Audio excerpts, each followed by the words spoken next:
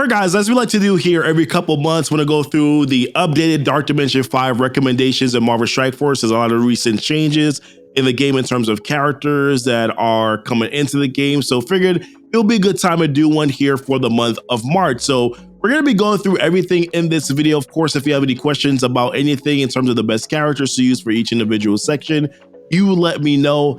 Happy to help out where I possibly can here. But let's actually start it off. And go, well, I guess first I always have to start off with a disclaimer, right? Number one, these are recommendations and not have tos. Like ultimately you do as you desire. This is just more so me making recommendations based on this following criteria, right? The best way to use your gear without jeopardizing too much on your way to being able to get Apocalypse. Also in terms of the character selection priority, legendary horseman teams. I'm looking at arena here. I'm looking at raids. I'm looking at good plug and play characters that will give you some additional value. At the end of the day, like I said, it might come down to what you have or can you be patient enough to get what you need. And ultimately, like I said down here, there's no need for speed. You kind of just go through it as you need to, right? All right, first let's start off with the city section here. The city section is actually the toughest selection of characters to choose from because there's no really clear cut, hey, this is gonna help me out with Apocalypse, this is gonna help me out with raids, it's gonna help me out with arena. Like there's no really clear cut characters here.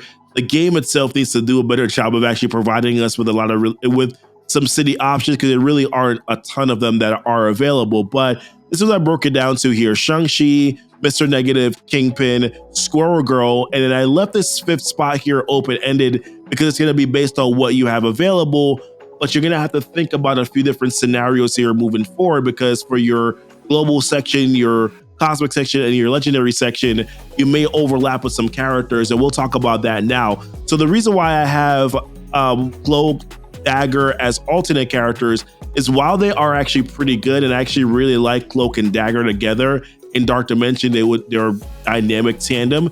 The issue is here that if you go with these two characters, any one of these characters, let's say that you choose to go with Cloak, who's the better character to bring in individually as a solo character, you're gonna also have Mr. Negative here, which means that you're gonna have two Mystic characters, and then when you get to your global section, you're gonna have another Mystic character, and when you get to your Cosmic, you have to use a couple other, and of course, Legendary, we already know who that big Mystic character is gonna be there, right? So you're kind of gonna be really stretching yourself pretty thin as it pertains to origin gear, uniques, things like that. So that's the reason why I kind of left it open-ended there. I don't love the option of 2099 anymore. I did before when he was a part of the arena meta, but now because of Apocalypse, things have changed. But if you're not going to be facing Apocalypse in arena here, maybe 2099 can still be valuable for you to bring the G16. I'm going to leave that decision into your hands. I did bring Miss Marvel here because she synergizes well with Squirrel Girl. She synergizes also with Shang-Chi, being able to do some of the assist mechanic there. So I did think about that also. Of course, those two characters here, Miss Marvel and Squirrel Girl, are part of the Young Avengers team that you can use for Scourge events to be able to climb up and get your Rogue and even other Scourge events too. So I thought that there would be some good value there. I like Mr. Negative because of his individual kit. I think that he's decent enough as a plug and play character. And Kingpin, I love him as a utility character that can help out your team as well with offense up, obviously having the bodyguards there that can taunt. So I was also thinking about how you're going to be able to get through these nodes. That's the reason why I do have Kingpin, Mr. Negative, Shang-Chi, Squirrel Girl here, and then just said, hey, you pick and choose what you want to do. And of course, She-Hulk is a part of a legendary horseman team, but she's very expensive, so she's probably going to be better for your second run. So it's really going to be up to you in regards to what you have for gear. If you were to force my hand, I would say throw in Miss Marvel here. That would give you two bio characters, so you'll have to watch that moving forward in the other sections.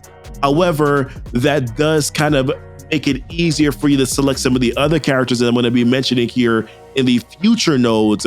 So that will probably be the direction that I will go in. But City is definitely the toughest section of characters for you to select from. But let's go to another section here that's a little bit easier, right?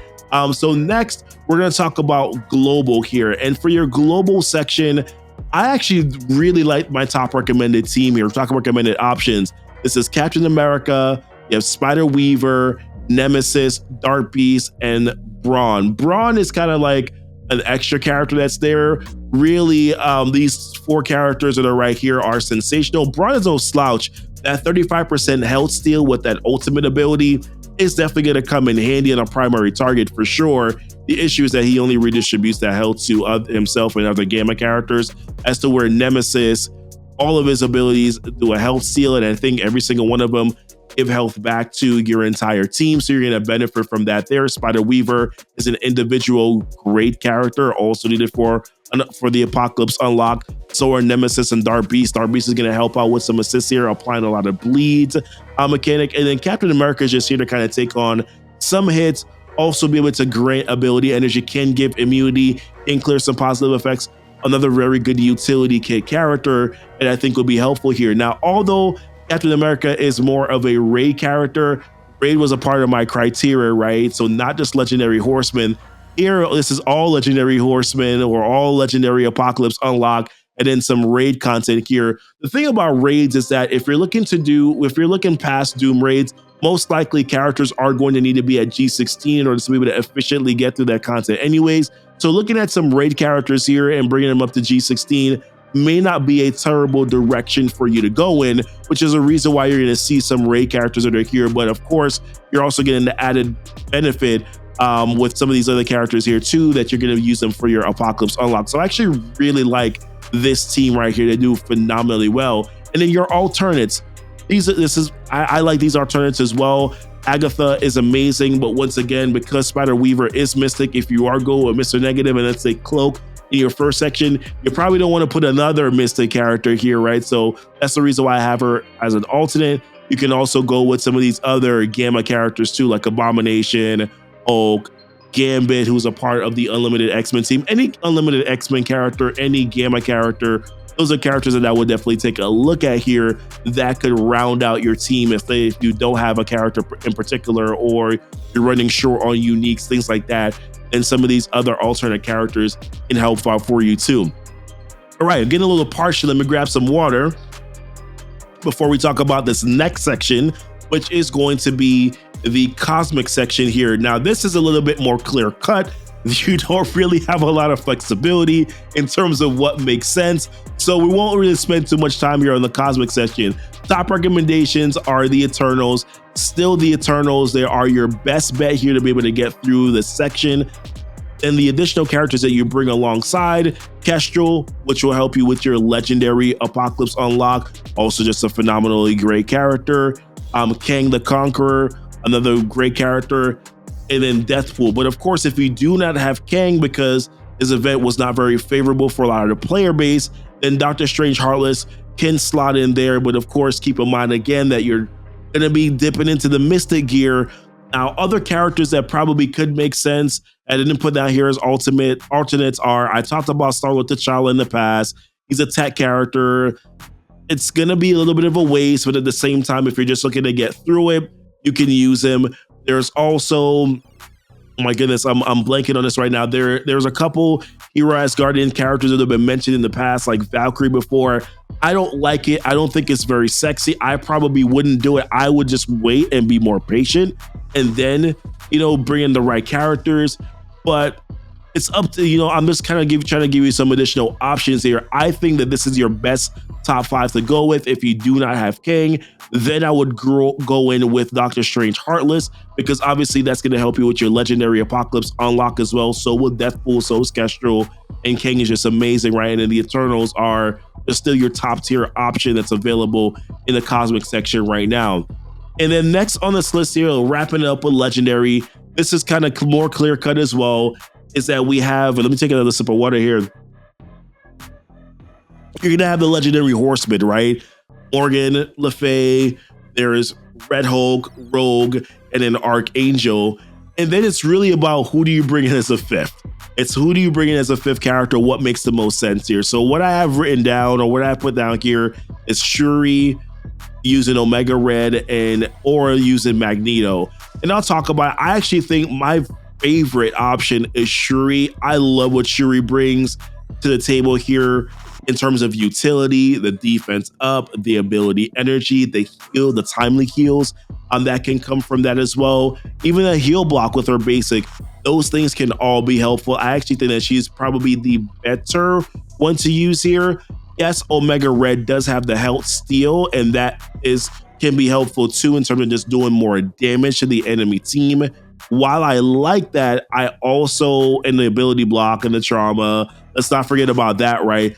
That is helpful too, but I guess I feel like I already have enough damage between Morgan and Red Hulk and Rogue and Archangel. What I want is a little bit more sustain, especially in that final node, to make sure that I can actually one-shot it. But once again, that's me trying to sexify it, right? In terms of, I don't know if I should use that word, but me trying to make it sound all hot by one-shotting the node. That really shouldn't be your purpose here. Ultimately, it's about being able to get through it. But I do think also from the perspective of Omega Red being another mutant character, we haven't used a lot of mutant characters so far, but if you do use Gambit in the previous section, then maybe, you know, doing another mutant character may not be an ideal scenario for you to go in here. And that's kind of my same thought with Magneto. He is a part of a legendary unlocked team that you can use for Apocalypse. My issue here with Magneto is that he's very expensive. He's a very expensive mutant character, so you may not want to go in that direction. And you may also be asking, well, what about Iron Man here? I like Iron Man, but not enough for Dark Dimension. He's also expensive. He also does take gamma radiation. And if you're looking at your teams, right, that you need for Apocalypse, your gamma team here, a lot of those characters use gamma radiation. You probably want to hold off on initially bringing those characters in first, and then waiting until maybe second run, or when you need them for the next raid. If it's an apocalyptic raid or something like that, then you can probably use them there. But listen, hopefully you found this information to be helpful here. I always try to do this in the mindset of, all right, let's see what I would do now. Let's evaluate it based on what I've experienced before. Let's see what's going on in the current meta of the game right now, and then we can take it from there, right? But if you have any questions about anything specifically, you guys already know, leave it in the comments. Happy to help out there. Also, join my Discord if you have any questions there too. It's a great group of people that can help out with some questions that you have there. But yeah, either way, like and subscribe to the channel if you haven't done so already. Hit the notification bell, let you know when the videos do go live. Check out the links that are down below in the description. Link to all my social media, my Patreon, where you can support me for just $1 a month. And then, yeah, looking forward to seeing you guys here in future videos. Until next time, guys, y'all be blessed. Y'all be safe. Bye.